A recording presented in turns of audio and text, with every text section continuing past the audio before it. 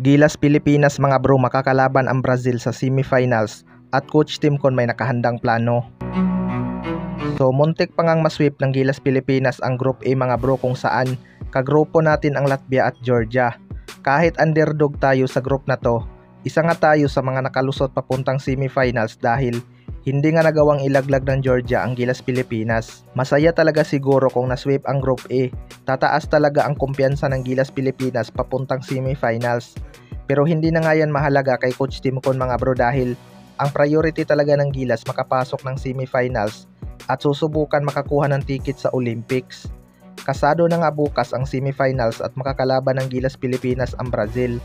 Pang-12 nga sa world ranking ang Brazil mga bro, kaya masasabi talaga nating malakas ito.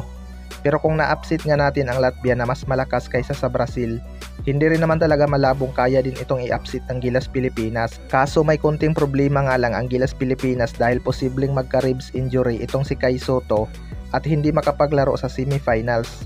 Malaking dagok talaga to. Alam naman natin kung gaano kaimportante si Kai Sotto sa Gilas Pilipinas ngayon. Effective nga ang tandem nila ni Junmar Fajardo sa painted area, bagay na nadudumina ng Gilas Pilipinas ang rebounds. Pero sana talaga makapaglaro itong si Kai Sotto dahil kailangan talaga ang kanyang presence sa depensa. Sa kabilang banda naman mga bro, Coach Timcon may nakahandang plano. Isang araw nga bago ang semifinals mga bro, kaya makakapag-ensayo pa itong Gilas Pilipinas bago harapin ang Brazil. Pag-aaralan nga ni Coach Timcon ang Brazil dahil malakas din talaga ang kanilang NBA player na si Bruno Caboclo mga bro. Forward center nga ang posisyon nito at base sa mga highlights ng Brazil, mabilis nga ang player na to lalo na sa mga pick and roll. Wala nga tayong EJ Edo na kayang bumantay sa ganito ka-agile na big man. Tapos hindi pa sigurado kung maglalaro itong si Kai Sotto dahil sa nangyari kontra Georgia.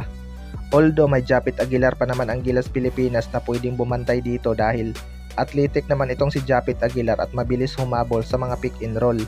Ang concern lang talaga sa kanya ay ang kanyang stamina dahil may edad na rin talaga itong si Japit Aguilar. Pero may nakahandang plano na nga daw itong si Coach Timcon kung paano talunin ang Brazil. Sana lang mga bro ay gagana ang plano ni Coach Tim para makapag-advance tayo sa finals. Pero hindi nga ito magiging madali dahil pang number 12 nga itong Brazil sa FIBA World Ranking. Kailangan pa rin ng Gilas Pilipinas ang team defense sa laban na ito mga bro at ipagpatuloy ang kanilang hustle. Kung usapang depensa lang, wala ka na talagang masasabi kay Chris News sa mga bro.